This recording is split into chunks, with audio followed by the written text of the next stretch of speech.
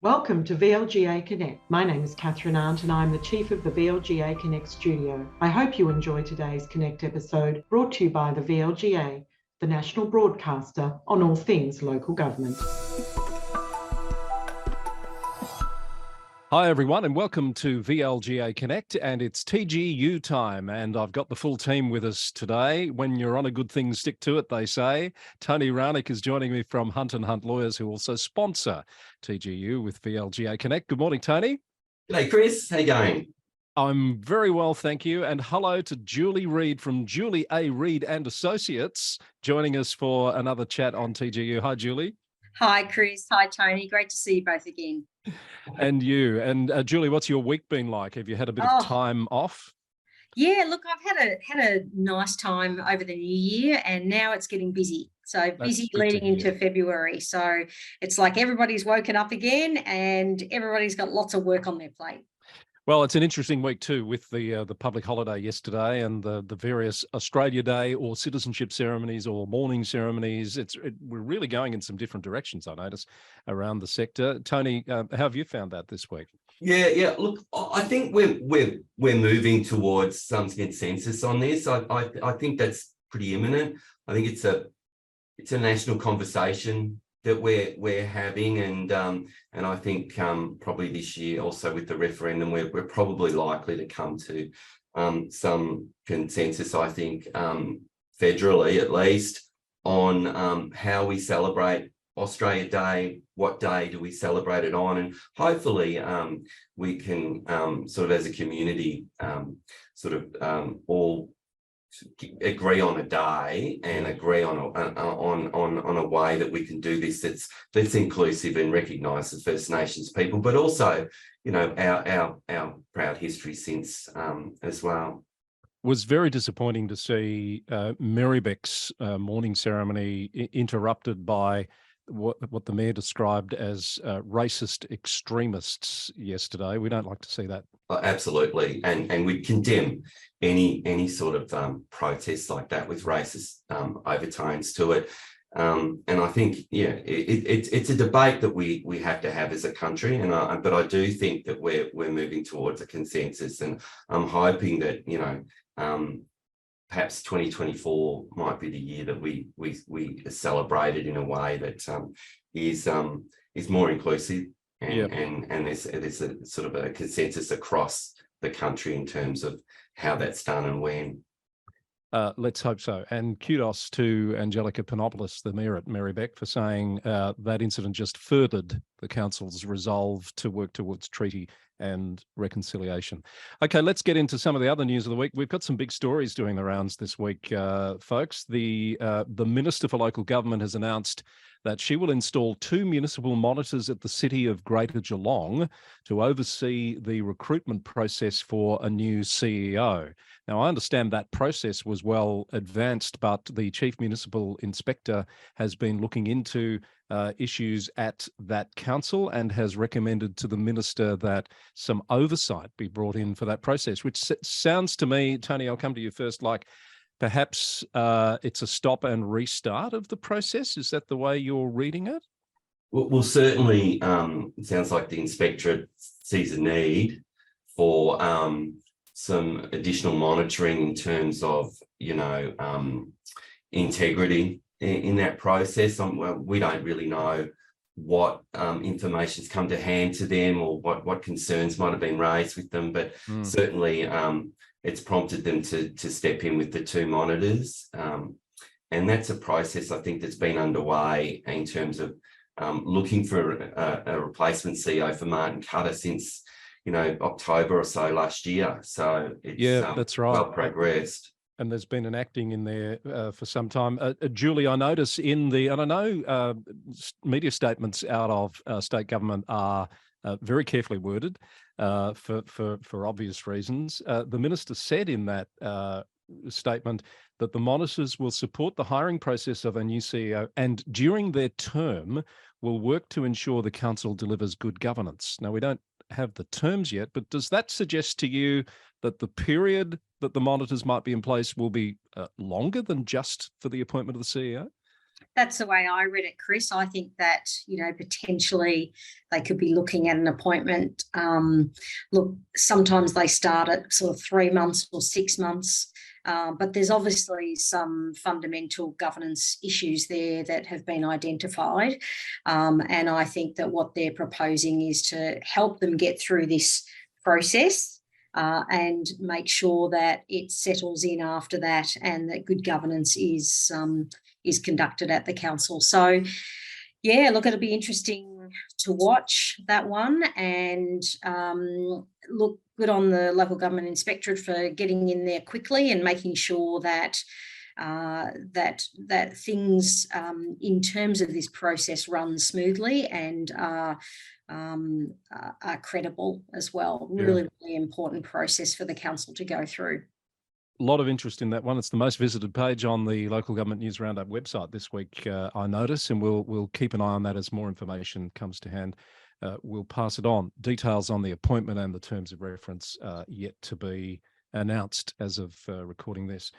And another one that caught our eye this week is the outcome of an Arbiter's process at Glenelgshire. This relates to comments made on social media by the then Deputy Mayor, and some of those comments were linked to another councillor, Councillor Gilbert Wilson, who brought the complaint. And the outcome of this is interesting. The now Mayor is required to apologise and I'll come to some comments made in the media just in a moment. But this is interesting on a number of fronts, Tony, around robust political debate, interpretation of standards of conduct. What jumped out at you here? Yeah, absolutely. I thought it was really a helpful decision in a sense, because perhaps if we look at the language that was complained about, which, as you say, was posted on a social media page, it was the language used was, "It is disappointing to see all councillors didn't take the opportunity to provide a clear voice to ratepayers on how the rate system works. Although I wasn't surprised, as one councillor has been rocking up to meetings in a bathrobe of late." And it's really that, I think, that second part of the statement that the Arbiter Louise Hill identified as problematic. She certainly made the point that commentary about a council decision that had been made would be reasonable for councillors. She talked about robust debate as being that contest of ideas, options, and the impact of council decisions. But seemingly where we saw a breach of the standards of behaviour here, resulting in misconduct, was the highly personal statement about a councillor attending a meeting in a bathrobe. The Arbiter made the point that this was without any context to it. It might appear to the reader that it happened multiple times. There was no defining whether this was a virtual meeting or a meeting in person. Yeah. And in fact, apparently what occurred was that a councillor was ill on one occasion. There was a virtual meeting, a confidential meeting, so we didn't have members of the public attending. The councillor's internet wasn't working too well in the house and went out into the back shed, and where it was quite cold, and had a gown to be a bit warmer, given that they were ill. So all those elements of context weren't there. So the statement was really, as the Arbiter said, perhaps designed to belittle or humiliate the councillor, and accordingly was found to be misconduct, and that there ought be an apology.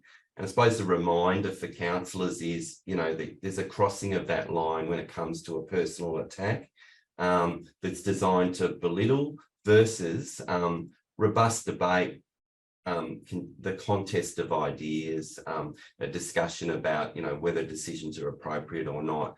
That there's nothing wrong with that, but when we cross into the personal, it's likely to breach the standards of behaviour. Yeah, Julie, the Arbiter Louise Hill makes an interesting comment about the use of this process for a matter of this nature, because to the outsider looking in, it probably looks a bit petty, doesn't it? What did you take from that comment by the Arbiter? Yeah, Chris, a very, very clear message at the end of the report, and that was, saying, look, it's regrettable that the councillors have actually used the arbitration process to try and resolve what was a personal attack. I think she was suggesting that maybe these things need to be resolved between the councillors, and potentially that councillor could have, given an apology, and it would have been all over. But instead, there was a massive, process they had to go through, which was time consuming and probably not very cost effective.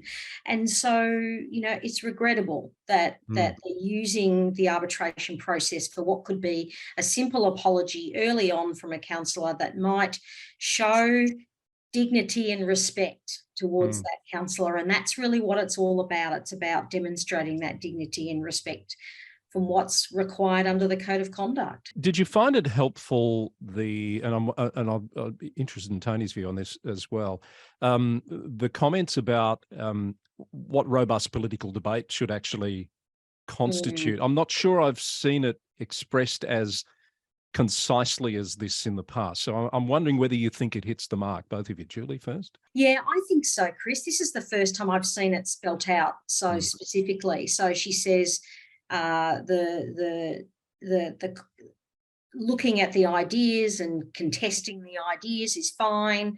Looking at the impact of council decisions, that's all fine as part of the debate, but don't move into that personal attack, as Tony said. That's when you step over the line. So discuss the ideas, debate the options, debate the impact on council, but leave it away.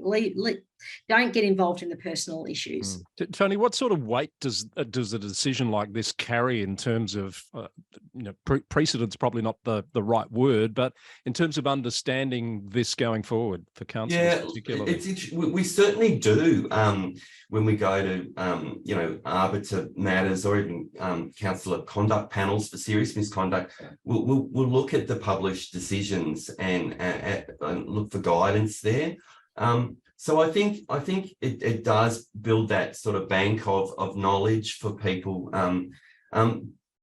Everything turns on its facts. I think the Arbiter made a comment here too that the Facebook commentary was about something that had already been decided by the council. So maybe it would have been more appropriate if it had been about a live issue that was yet to be decided, and we were talking about the contest of ideas at the time, rather than maybe having a dig post a decision. But I think that the lasting impression from this decision for councillors is avoid the personal.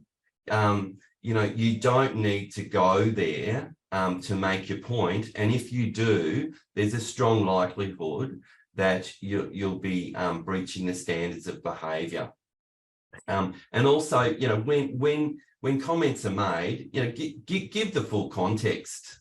We can all be a bit smart about, the language that was used there to me didn't really convey the true picture of what had occurred. And I think that seems to have come through in the Arbiter's decision as well, in terms of her criticism of the approach taken by the councillor who used the social media here. Question without notice, and I'm mindful, I've recorded an interview which will come out next week with Karen Ellis at South Gippsland Shire about the Municipal Monitors report there and the learnings from that for the sector.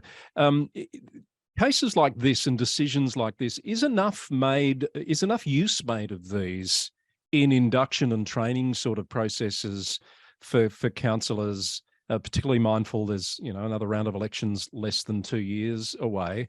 Is this sort of thing helpful to try and build that body of knowledge about how councillors should behave within the context of their roles and responsibilities? It's a difficult thing, because I've pondered this myself.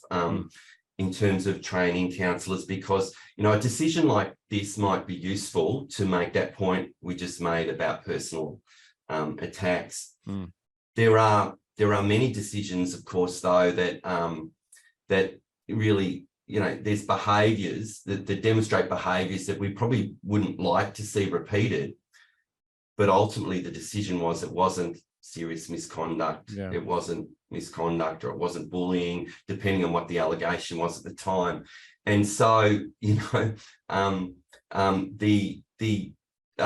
merely a finding that behaviour didn't amount to misconduct or didn't amount to serious misconduct might not mean that that's the sort of behaviour that we'd want to see replicated. And you mentioned, there's been decisions, Stonington, for example, last year, where behaviours that I think were generally agreed as being inappropriate did not amount to serious misconduct according to the decision. So there's the challenge in using decisions as the only reference point. I think what it does do, Chris, though, is that it steers local government into understanding where are the pinch points and where are the key themes of which might need to be addressed in training. So, for example, we know that there's been a couple of arbitration reports now that have come out that link to social media. So that tells us that there's a real need to make sure that counsellors are trained in the use of social media, which I think a lot of them are, but I think it's about the use of social media, and this is a bit dynamite, and we need to think about, well, how can they understand the use of those tools and how public they are. And I mean, I know they know that, but it's just about, well, do they need some training in that space is a question. So I think there could be some trends that could come out of some of these arbitration decisions that might lead to some changes in the training. One more thing before we get off this, Tony. I noticed the ABC picked up on this story and reported on it earlier in the week and spoke to Councillor Martin, the mayor, who's required to make the apology. I note that he told the ABC that he still stands by his comments, but will respect and comply with the Arbiter's decisions.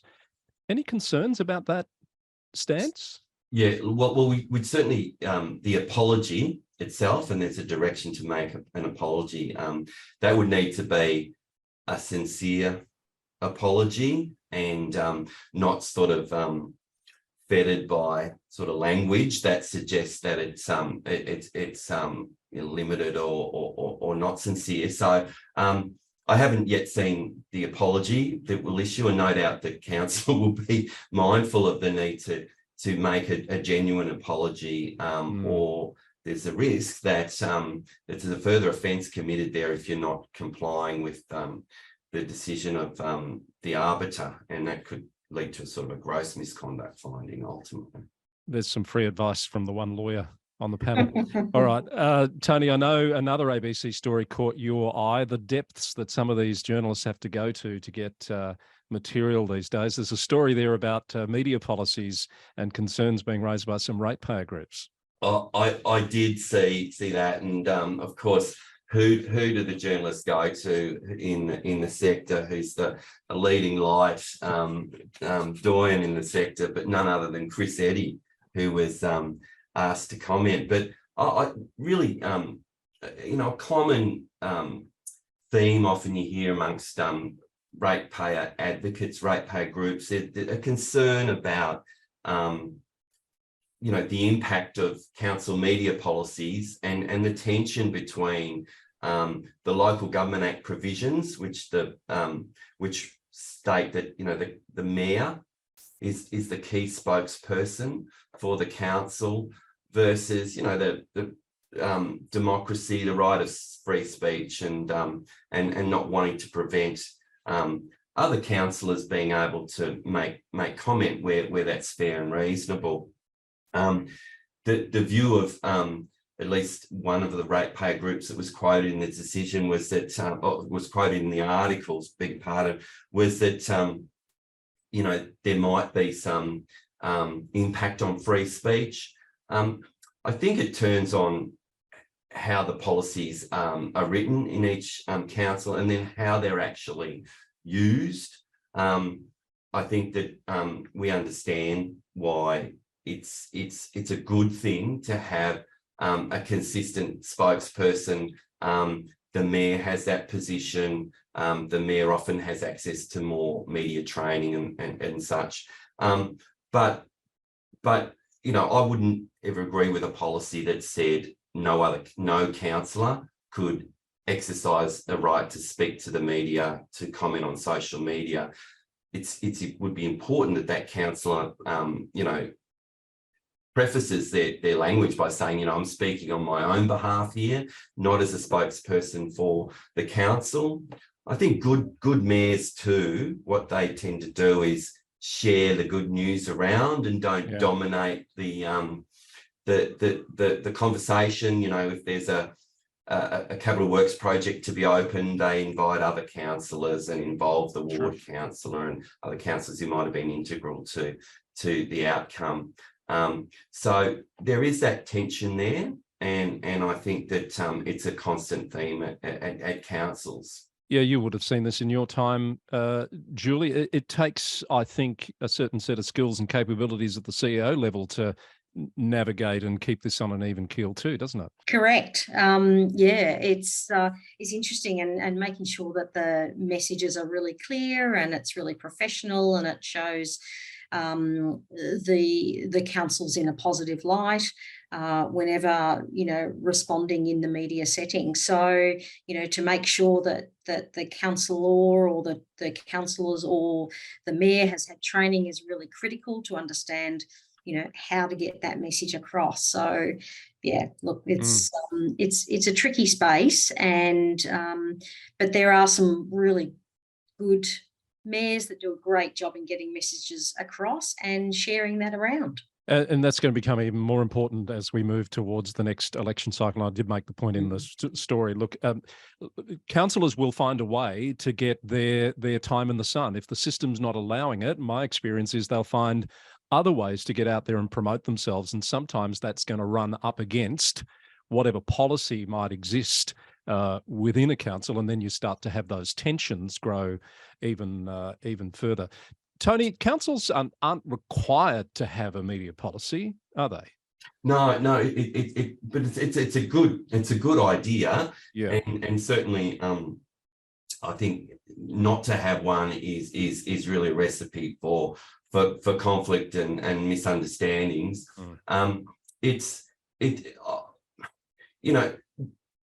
Clearly we want to have a single point spokesperson and not confuse the community, and there's a benefit in nominating the mayor, and sometimes it's a CEO, for example, during an election period, who's a spokesperson for council. But we live in a democracy. People are going to want to get their messages across, and they're going to be contacted directly by the media anyway. As I've heard you say in the past, Chris, often councillors will say, well, I didn't go to the media, they contacted me, and that's often the excuse. And I think councillors need to be given some guidance in terms of being able to state where they stand on an issue if they think that's important, without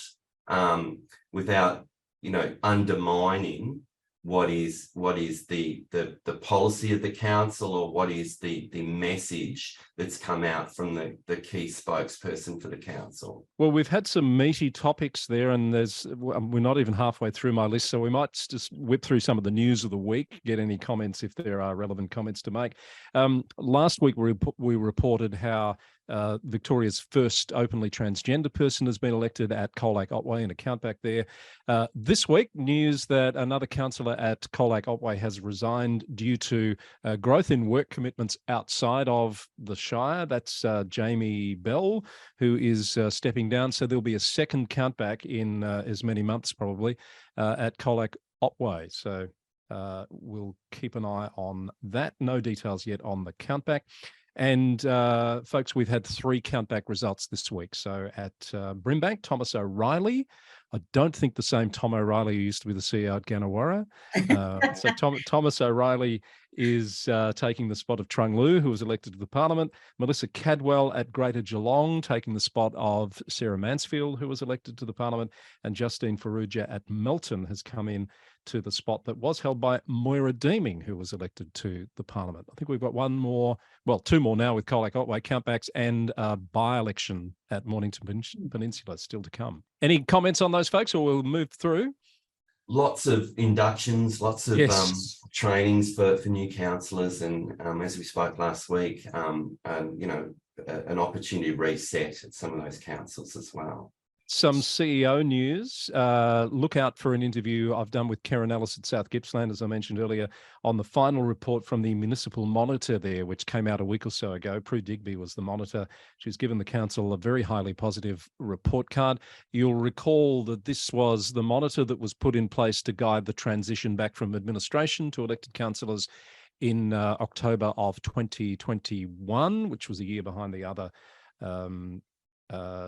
elections that occurred. And it seems, Julie, that this model, this proactive model, particularly where councils have been under administration to guide councils back to good governance, is working well. Yes, Chris, and I've always been a big fan of the proactive model, and because what it does, it gives both the CEO and the councillors that are new that extra piece of support in that transition. And it means that those behaviours and those values can be set really early on in the piece. And it seems as though South Gippsland have done a really good job in setting those up as a group to start off with. And so just to have someone there to support them, make sure that everything's, ticking along nicely. And then at the end, with no recommendations from the monitor, that's a fantastic outcome. Yes, no recommendations in terms of governance, but a key finding that I want to ask Tony about in terms of the induction process. You mentioned, Tony, new councillors in those countbacks, induction really important.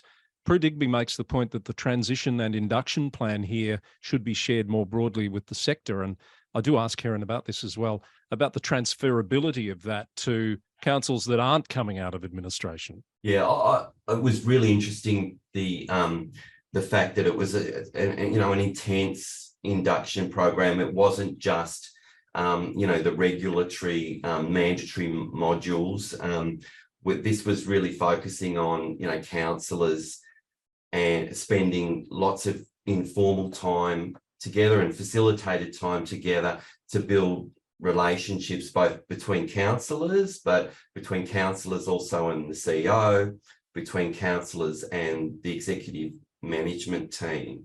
And it was, and it wasn't sort of completed, early on when they were elected in November 21. It was a process that continued, revisited in the middle of the year, regular sort of sessions throughout the last 12 months.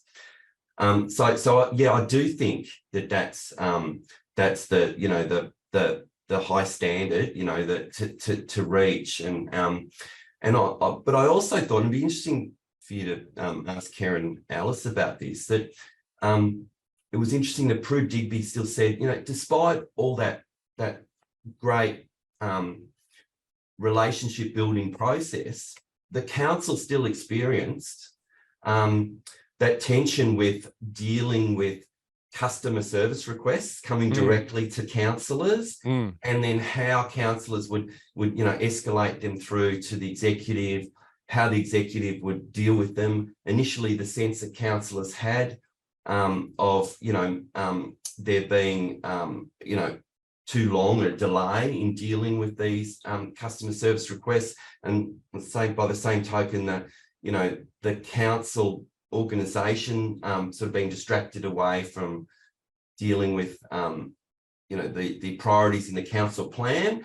diverting resources towards these customer service requests. And what struck me is that this is always going to be an issue for every council, and it's something that councils need to revisit constantly and look at their protocols, because there's that tension between the role of the councillor as representative of the community versus their strategic role. And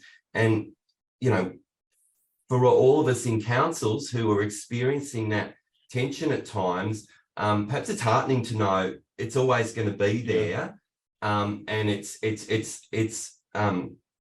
facing it and regularly dealing with it in a collaborative way. You know, the executive, the CEO, and the councillors working out how can we better manage those customer service request processes, because you know it is going to be an ongoing challenge. Yeah, good point. We didn't get into that too much in the interview, but I think I recall Prue using the phrase, that distinction between working on the business as opposed to working in the business, and it is an important point. It's sort of the like that operational versus strategic, getting in the weeds or staying above the weeds type issue, isn't it, Julie? Yeah, exactly. And this is where it becomes very difficult for councillors to let go of wanting to be involved in the potholes and the responses, and you know, it's easier for them to understand all of that sometimes, because they get it, they see it on the ground. They understand that there needs to be, you know, a cleanup, etc., and they get frustrated when it doesn't get done. It doesn't get done to their satisfaction. So that's where the relationship, as we said, between the council and the executive team is really important, and that they provide that feedback to the organisation to say, you know, we want this to be dealt with quicker or better.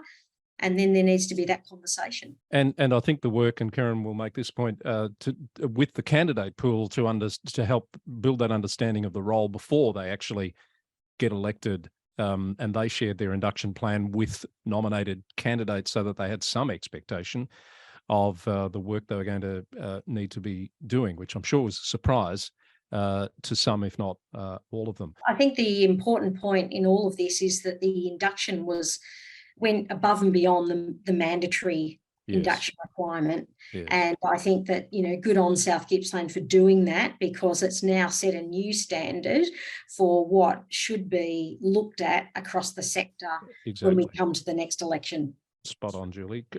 Agree with you 100% there.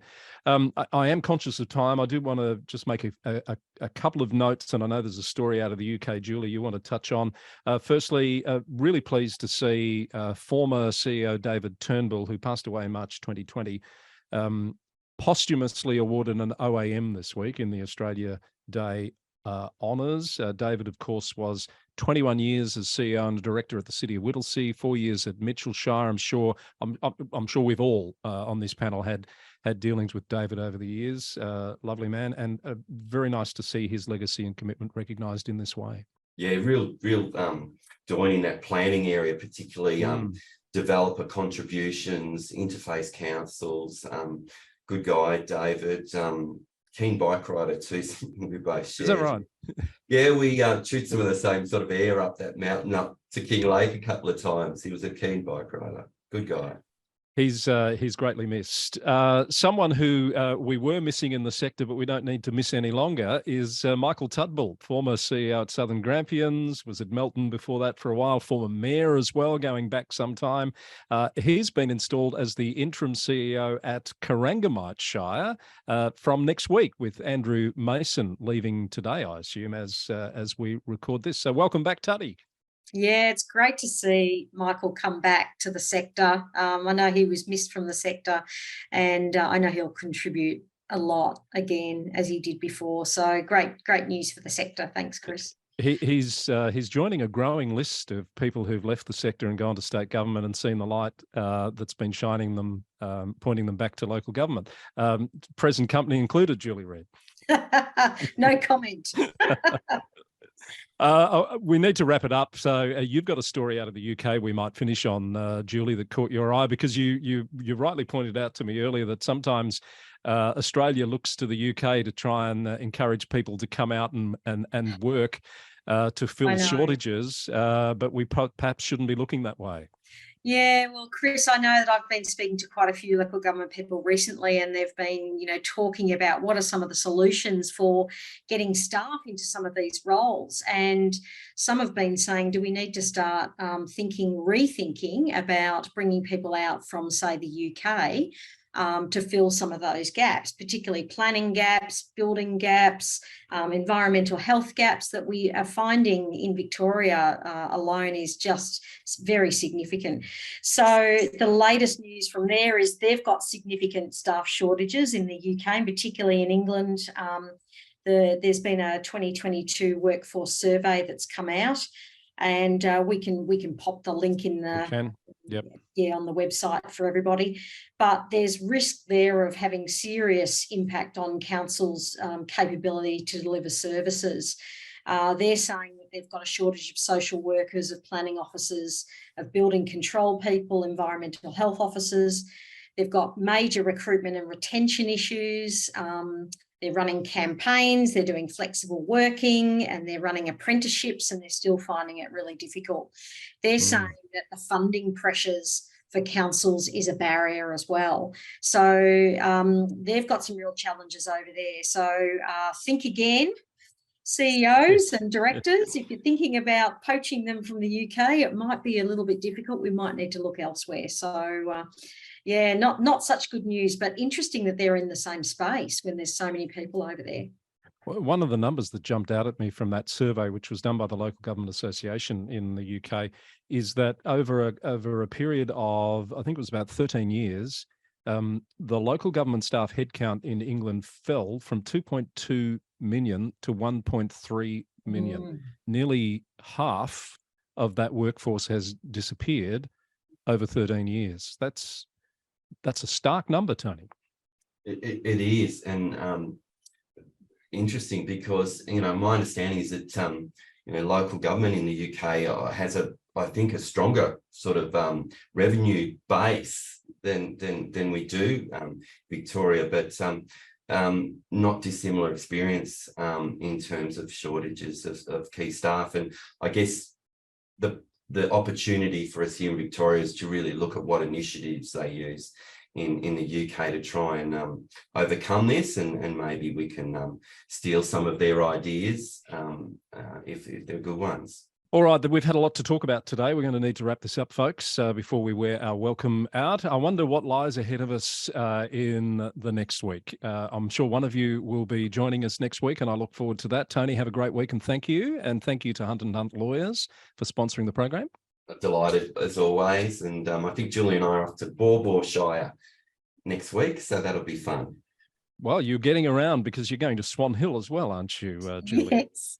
Yes, Swan Hill from Borwell one day to Swan Hill the next. Welcome to the wonderful world of local government consulting. It's never a dull moment, and it's fantastic to work with a variety of councils. I'm really, really enjoying that space. So thank you for those opportunities coming forward. Thanks, Julie. Always good to hear your perspective on things as well. And we'll look forward to having you all back for another TGU next week from VLGA Connect. Don't forget to hit that subscribe button if you haven't already on YouTube or on your podcast player. You'll find us there under VLGA Connect.